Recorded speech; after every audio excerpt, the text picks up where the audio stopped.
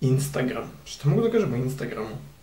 Instagram je jedna od mojih omiljenih aplikacija. Zašto? Zato što je to jedan od najboljih načina da vidite koliko bolji život vaši prijatelji imaju od vas. Subota je veče, 4 ujutru, popili ste 5 energija, 10 kafa, ne ličite ni na šta.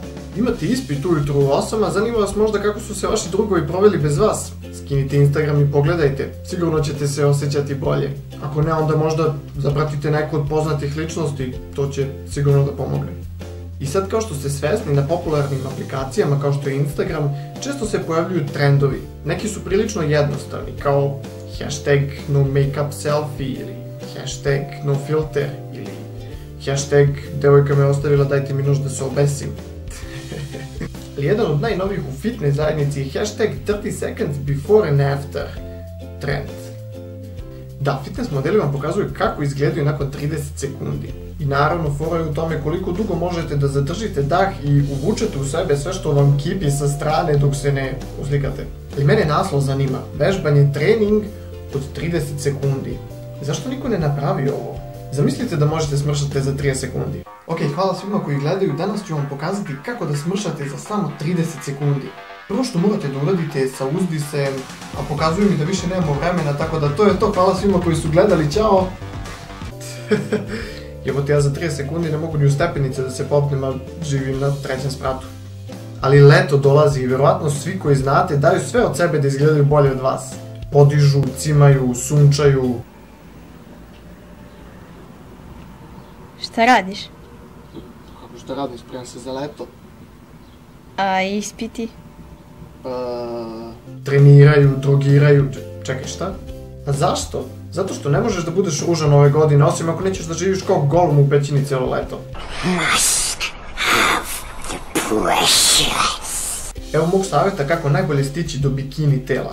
Dignite se sa dupeta i radite nešto. Svi bi htjeli prečice u današnje vreme. Ali šalu na stranu, evo potpuno imam respekt za Instagram fitness modele. Wow. Jer to je najbolji način da pokažete vaše telo da vam ljudi ne govore da ste kurva. Niste kurva, samo vežbate. A ako vam ipak kažu da ste jeftina drolja, to je zato što jebeno dobro izgledate, a oni su ljubomorni. I u odbranu tih devojaka je stala jedna devojka sa slikom i postom.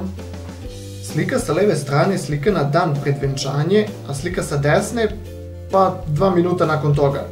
Ako se toliko koncentrišete na to kako izgledate iz loših uglova, što se ne bi isto toliko koncentrisali na to kako izgledate iz dobrih, neke duboke misli.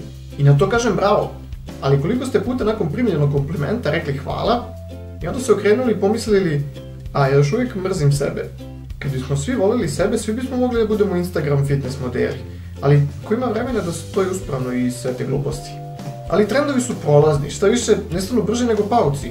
Znate ono kad ste u sobi i vidite pauka i onda se okrenete i njega nema? Gdje si otišao, mamu ti jebem? On vjerojatno u nekom ćošku partija, zezda se, pravi male bebe pauke, uživa. A što ću ja da ne spavam cijelu jebenu noć, za toga boli kurac. Šta je u stvari hoću da kažem sa ovim? Zajebite trendovi, zajebite šta god da loše neko može da kaže za vas. Sve te stvari su besmislene, ali opet ne možemo da ne mislimo o njima.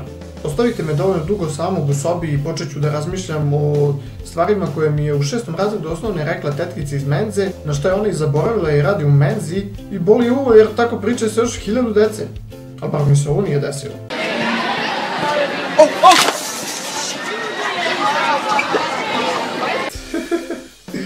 Neke stvari su van naše kontrole i prosto nema pojente trošiti vreme misleći o njima.